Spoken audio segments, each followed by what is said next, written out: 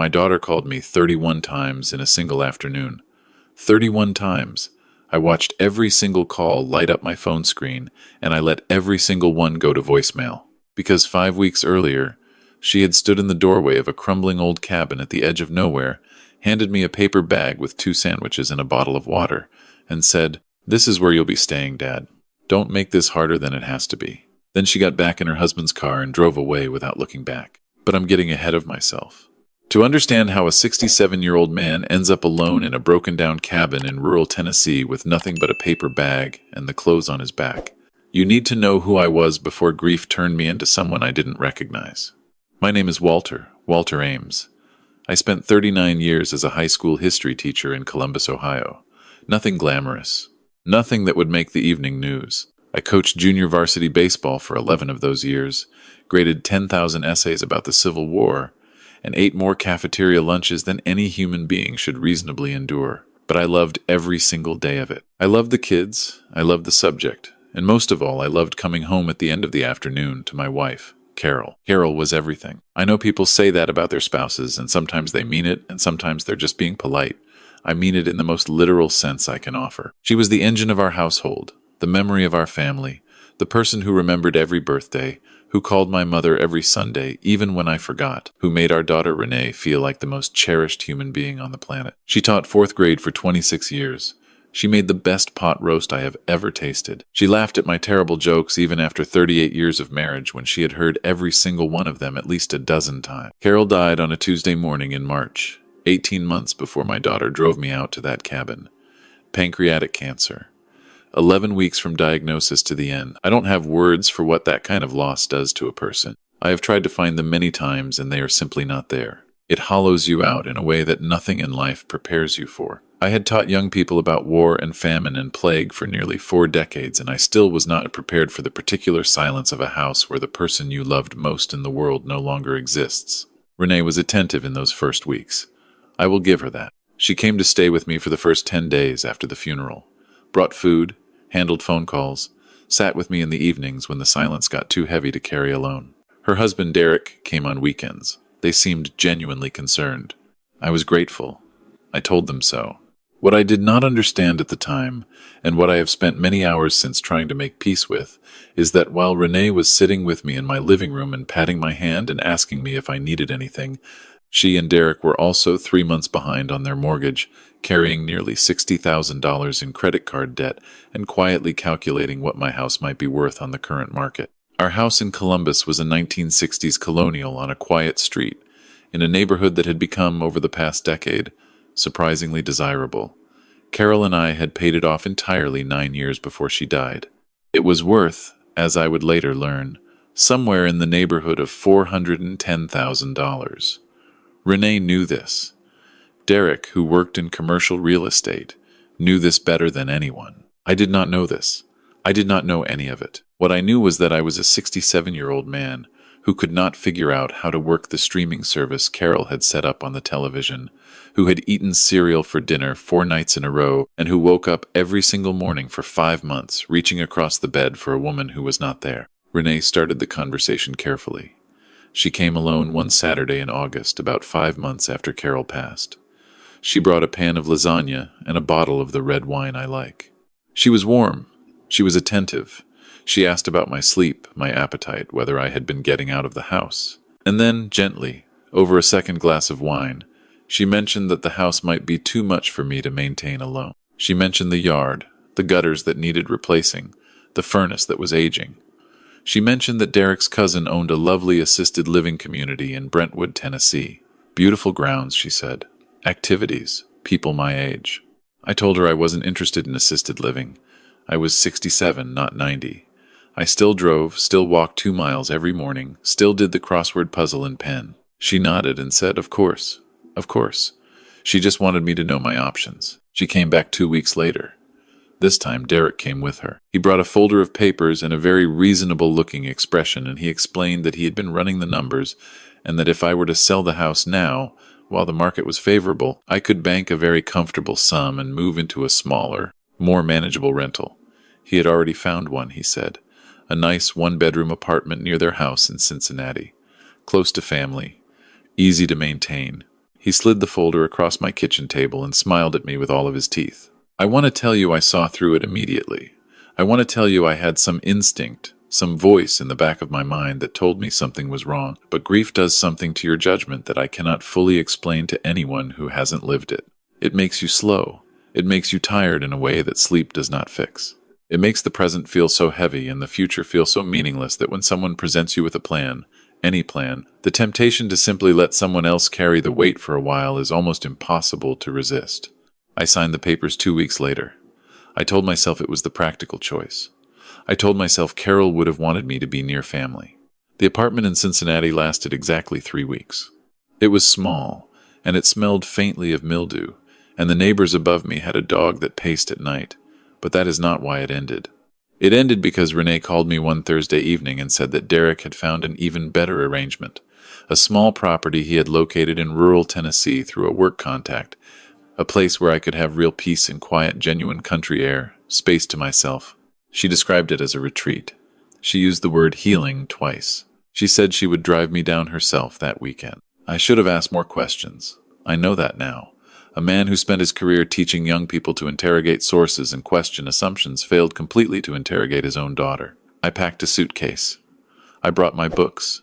I brought a photograph of Carol that I keep on whatever surface serves as my nightstand wherever I am. I got in Renee's car on a Saturday morning in October, believing I was going somewhere peaceful. It took 5 hours. We turned off the main road about 20 miles past a town I had never heard of. The last 8 miles were gravel. When we pulled up to the property, I sat in the passenger seat for a long moment without speaking. It was not a retreat. It was not a healing space. It was a cabin that had not been meaningfully inhabited in what I would later estimate to be 15 years. The porch boards were rotted through in 2 places. 2 of the windows were covered with plastic sheeting held in place by electrical tape. The door hung slightly crooked in its frame. The surrounding woods were dense and quiet in the way that places are quiet when they are genuinely far from everything. Renee got out of the car and carried my suitcase to the porch. She showed me that the well pump worked, that there was a wood stove inside with enough split wood stacked beside it to last a few weeks, that there was a gas camping stove and a supply of propane canisters. She had bought groceries. She stacked them on the kitchen counter in an efficient, businesslike way that I now understand was the behavior of someone trying to complete a task rather than help a person. When she was done, she stood in the doorway, and she looked at me, and I looked at her, and I cannot tell you exactly what I saw in her face because I am still not entirely sure. Not cruelty, exactly. Something more like the face of a person who has decided that a thing is necessary and is trying not to feel too much about it. "You'll have peace and quiet here, Dad," she said. "You need time to heal. We'll check in." "Renee," I said, "where exactly is the nearest town?" "About 12 miles, she said. "There's a community board at the end of the road. People around here help each other." Then she got back in her car and she drove away. I stood on that crooked porch for a long time after the sound of her engine faded. I want to tell you I was angry. I was, eventually. But in those first hours, standing in the cold October air with the trees pressing in on every side, I was mostly just profoundly, completely alone. The kind of alone that sits in your chest like a stone. I went inside. I built a fire in the wood stove because the cabin was cold. I ate one of the sandwiches Renee had left. I found that there was no cell service inside the cabin, but that if I walked to a small rise about 100 yards up the hill behind the property, I could get 2 bars. I walked up there as the sun was going down, and I stood in the fading light and I thought about calling someone. My brother in Arizona, an old friend from the school. But what would I say? What words existed for what had just happened to me? I went back inside. I read until the light failed. I slept. The first week was the hardest. Not because of any single dramatic thing, but because of the accumulated weight of the practical. The wood stove required constant tending. The well pump worked, but the water pressure was weak and the water tasted strongly of minerals. The nearest town was 12 miles on a road I couldn't navigate without a car, and Renee had driven me. She had not left me a car. She had not left me a bicycle. She had left me 2 sandwiches and the number for Derek's cousin's assisted living community on a piece of paper folded under the camping stove. I am not a man who has spent a great deal of time in the wilderness.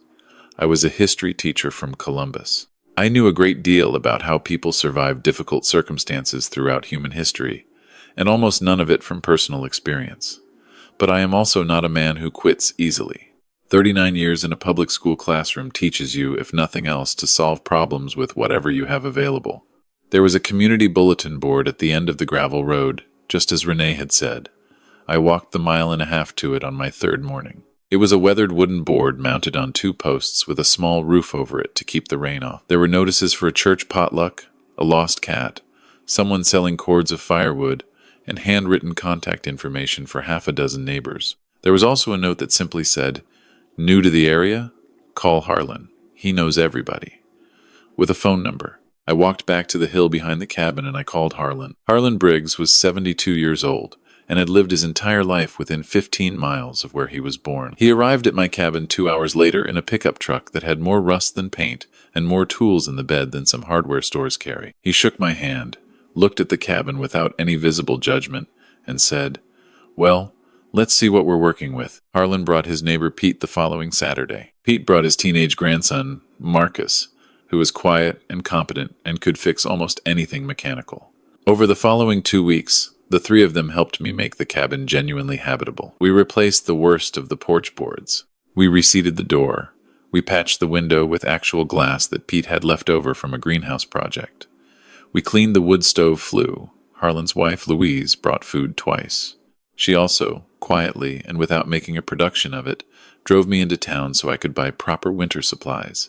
And while we were there, I bought a bicycle, a used one from a hardware store that also apparently sold used bicycles, because that is the kind of town it was. I want to be honest about something. There were nights in that cabin, particularly in the first 3 weeks, when I sat by the wood stove and I felt a grief so layered I could not have told you where the grief for Carol ended and the grief for Renee began. I had lost my wife, and now I had, in a different but no less real way, lost my daughter.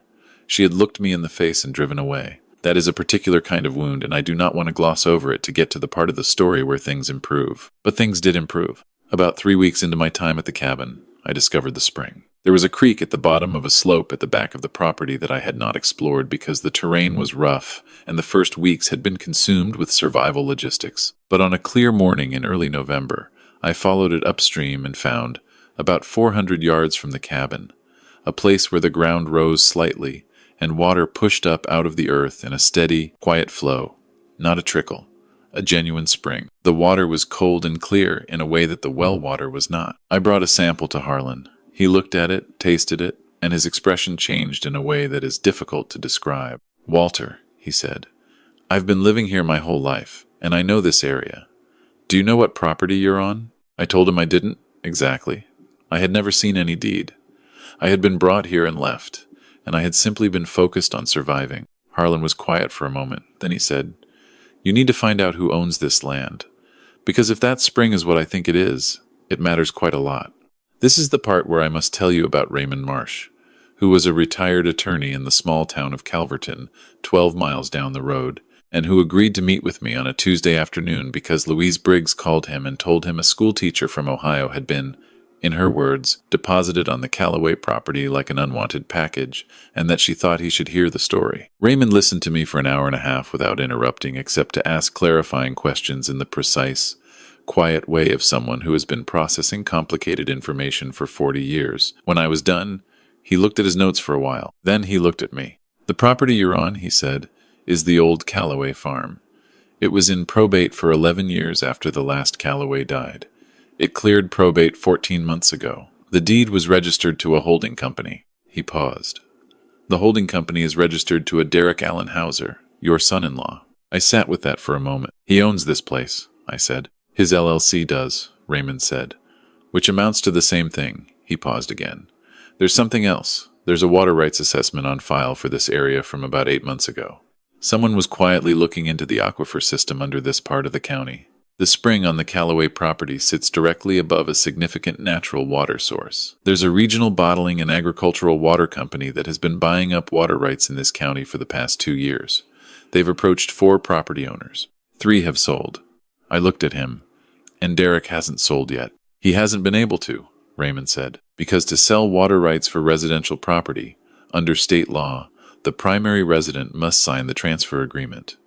Derek could not sell the water rights as long as the property stood vacant. He needed someone living there."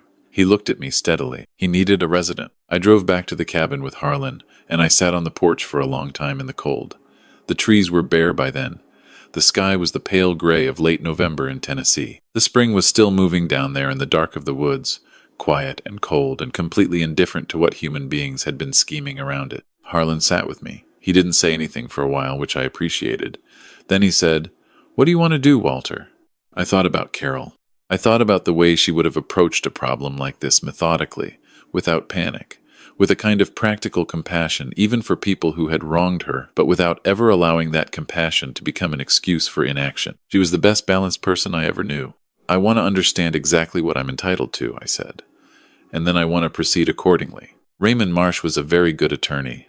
More importantly, he was thorough. Over the following 2 weeks, he uncovered several things that Derek had apparently not fully thought through in his planning. The apartment I had signed papers for in Cincinnati had been a sublease agreement, not a sale. My name was not on any deed for that property. However, and this was the detail that Raymond explained with the particular satisfaction of a man who enjoys competence, when Derek had filed the residency documentation with the county for the Callaway property in order to satisfy the water rights transfer requirements, he had listed me, Walter James Ames, as the primary occupant. In order to make me legally useful as a resident, he had given me a formal, documented residential status on the property, which meant that when Raymond contacted the water rights company on my behalf, I was the named occupant with legal standing to negotiate. I will not pretend I fully understood every dimension of what happened in the legal conversations that followed. Raymond understood it. What I understood was the outcome. The water rights company wanted access to that aquifer. They were willing to pay substantially for a long-term access agreement. Raymond negotiated on my behalf, and the number, when he told it to me in his quiet office with the afternoon light coming through the blinds, was one I had to ask him to repeat. It was not a fortune. I want to be clear about that. I'm not going to tell you I became wealthy from a spring in the Tennessee woods, but it was enough. It was more than enough for a 67-year-old retired schoolteacher who owned his time and had recently discovered that he needed very little to be genuinely content. Raymond also sent a formal letter to Derek's LLC clarifying my legal residential status and the implications thereof, which I am told produced a response of considerable alarm. I know this because on a Wednesday afternoon in early December, my phone began to ring. The first call was Derek. I let it go to voicemail. The second call, 12 minutes later, was Renee. I let it go to voicemail. They called in alternating sequence for the rest of that afternoon. By the time the sun went down, I had 31 missed calls between the two of them. Renee called 4 more times that evening. In her voicemails, which I listened to that night by the wood stove with a cup of coffee, she moved through several emotional registers with some speed. The first message was businesslike. There had apparently been some misunderstanding, and could I please call her back? The second was warmer, concerned about my well-being, hoping I was comfortable. By the fourth message, something had shifted, and her voice was tight in the way it used to get when she was a teenager, and had been caught in something she couldn't talk her way out of. "Dad," she said, in the last message I listened to that night, "please call me back. We need to talk about the property. There are some things that need to be clarified. I know things have been difficult, and I want to make them right. Please call me." I sat with the phone in my hand for a while. The fire was low, and I added a log. Outside, the woods were completely quiet in the way they get in December, when the wind drops and the cold settles in. I thought about calling back. I will be honest about that. I am her father. There is a part of a parent that does not stop wanting to reach toward their child regardless of what that child has done. And I think anyone who has raised a child understands that pull. I felt it that night, and I have felt it many times since. But I also thought about a Saturday in October when she carried my suitcase to a rotting porch and handed me a bag with 2 sandwiches and said, in the tone of someone completing a transaction, that I would have peace and quiet here, and then got in her car and drove away without looking back. I put the phone down. I went to bed. Raymond sent the necessary legal correspondence. Derek eventually signed what needed to be signed, which he had very little choice about once the legal landscape was clearly explained to him. The water rights agreement went through in January. I used a portion of the settlement to properly repair the cabin, which, under the residential documentation, I had legal right to occupy for the duration of the water access agreement. Harlan supervised the repairs with great enthusiasm, and only slightly more commentary than was strictly necessary. Marcus, Harlan's neighbor's grandson, turned out to have a genuine talent for carpentry. The porch was solid by February, the windows sealed properly. There was a real bathroom by March. By spring, the cabin was more home than I had expected anything to be again after losing Carol. I walked every morning. The spring was still there, flowing quietly down through the trees, utterly unchanged by everything that had been built around it. I thought about Carol on those walks. I thought about 38 years of mornings, the particular way she made coffee, the sound of her moving around the kitchen, the way she would look up from her book when I came into her room, like I was still, after all that time, someone she was genuinely happy to see. I thought about what it means to be valued, not for what you own or what you can sign over, but simply for the fact of who you are, the space you take up in the lives of people who see you clearly and choose to stay. Harlan and Louise had me for dinner every Sunday. Pete and his grandson came by regularly. There was a retired nurse named Cora who lived 3 miles up the road and who had strong opinions about which local diner made the best pie and was usually right. I found a community adult education program in Calverton that was looking for someone to teach a history course on Saturday mornings. I started in March. Renee tried to reach me several more times through the spring. I did not respond. My brother in Arizona called after she contacted him, and I talked to my brother because he was not the one who had handed me a paper bag and driven away. I told him I was fine. I told him I was more than fine, which surprised me to say and surprised me more to realize was true. He asked me if I would ever reconcile with Renee. I thought about that question for a long time before answering. I don't wish her harm, I finally said. She's my daughter, and whatever she's become, I had a hand in raising her, and that's something I have to sit with. But she looked me in the face and made a calculation. She decided that what I was worth to her was a signature on a water rights document and a way out of her debt. And I think when a person shows you that clearly what you mean to them, the honest thing is to believe them. My brother was quiet. I was a good father, I said. I was a good husband. I showed up for 40 years. I graded papers on Saturday nights so I could coach baseball on Saturday mornings. I never once made Carol feel like the life we had wasn't the life I chose every single day, because it was. I was always exactly who I told her I was. I paused. The spring was moving down in the trees below my porch. The morning was clear and cold and very still. The water on this property didn't make me worth something, I said. I was worth something long before I ever walked into these woods. I was Carol's husband. I was a teacher for 39 years. I was, for a long time, a father who loved his daughter without conditions. That's who I am. That was always who I was. And Renee will have to make peace with what she did with that, because I've made peace with it myself. I'm still in the cabin. The repairs are finished now, and it's genuinely comfortable, which would have seemed impossible to imagine that first October night when I stood on the broken porch and watched her taillights disappear down the gravel road. Harlan says the spring runs stronger in wet years, and this has been a wet year.